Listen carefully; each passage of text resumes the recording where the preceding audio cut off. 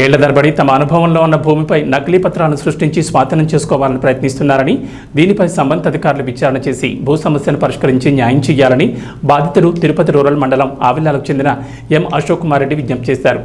బుధవారం తిరుపతి ప్రెస్ క్లబ్లో విలేకరుల సమావేశంలో ఆయన మాట్లాడారు. మా స్వాధీన అనుభవంలో ఉన్న అవిలాల గ్రామ లెక్క దాఖల సర్వే నెంబర్ 491/1లో 4A 55 సెంట్లు డీకేటీ భూమిని సాగు చేసుకుంటూ జీవనం సాగిస్తున్నామన్నారు. అయితే మా స్థలాన్ని గతంలో కొందరు అనేక రూపాల్లో ఆక్రమించుకోవడానికి విఫలయత్నాలు చేశారని, అప్పట్లో రెవెన్యూ అధికారుల దృష్టికి సమస్యను తీసుకెళ్లి సద్దుమణిగిందన్నారు.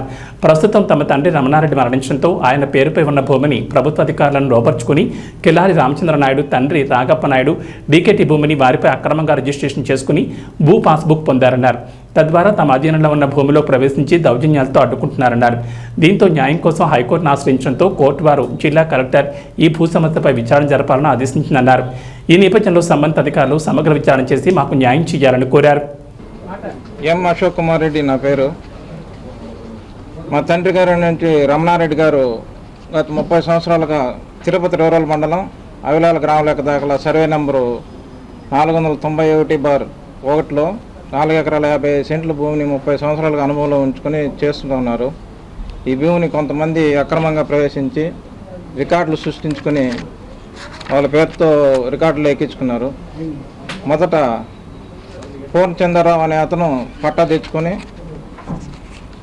దీన్ని రికార్డులకు ఎక్కిస్తే మేము పోయి ఆర్డీఓ గారికి ఎంఆర్ఓ గారికి ఫిర్యాదు చేసి ఆందోళన చేయక దాన్ని క్యాన్సిల్ చేసినారు ఫస్ట్. ఆ తర్వాత ఇతను నిషేధిత జాబితాలో ఉన్నటువంటి భూమిని అక్రమంగా రిజిస్ట్రేషన్ చేసి సబ్ రిజిస్టర్ కార్యాలయాన్ని మేనేజ్ చేసి రిజిస్ట్రేషన్ చేసి జి భక్తవత్సల అనే అతనికి రిజిస్ట్రేషన్ చేసినాడు.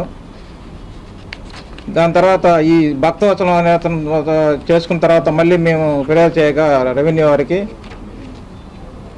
ఇతను వచ్చేసి కిలారి రామచంద్ర నాయుడు అనే అతనికి విక్రయించేసినాడు. మళ్ళీ అప్పుడు కూడా ఇది నిషేధ జాబితాలోనే ఉంది. డీకేటీ భూమి, ఇది అసైన్మెంట్ ల్యాండ్. అటు తర్వాత వాళ్ళకి మాకు ఇదే మళ్ళీ తర్వాత మా తండ్రి గారు మళ్ళీ ఫిర్యాదు చేయగా రెవెన్యూ వారిని కలిసి ఆందోళన చేసి అర్జీలు పెట్టుకోగా అప్పటి నుండి మాకు న్యాయం జరగలేదు. దాని తర్వాత మేము హైకోర్టుకి వెళ్ళి మా తండ్రి గారు అనారోగ్యం కారణాల వల్ల చనిపోయినారు 2016లో. దాని తర్వాత మేము హైకోర్టుకి వెళ్ళి న్యాయం చేయవలసింది కానీ అప్పీల్ చేయగా హైకోర్టు వారు 24/8/2024 మాకు ఆర్డర్ ఇచ్చినారు కలెక్టర్ గారికి న్యాయం చేయమని చెప్పి.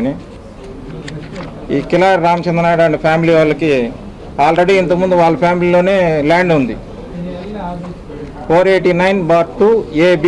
దీంట్లో 4 ఎకరాల 61 సెంట్లు భూమి ఉంది ఆల్రెడీ వీళ్ళకి భార్య పేరుతో. ఈ భర్త పేరుతో మళ్ళీ భూమిని మళ్ళీ భర్త పేరుతో కూడా అసైన్మెంట్ ల్యాండ్ 491/1లో 4 ఎకరాల 50 సెంట్లు మళ్ళీ ఇతను కూడా పట్టాలు రికార్డుల్లో ఎక్కించుకొని ఇప్పుడు అక్రమంగా ప్రవేశించినాడు దీంట్లో. దీనికి సంబంధించిన పూర్తి వివరాలు కూడా నేను 1B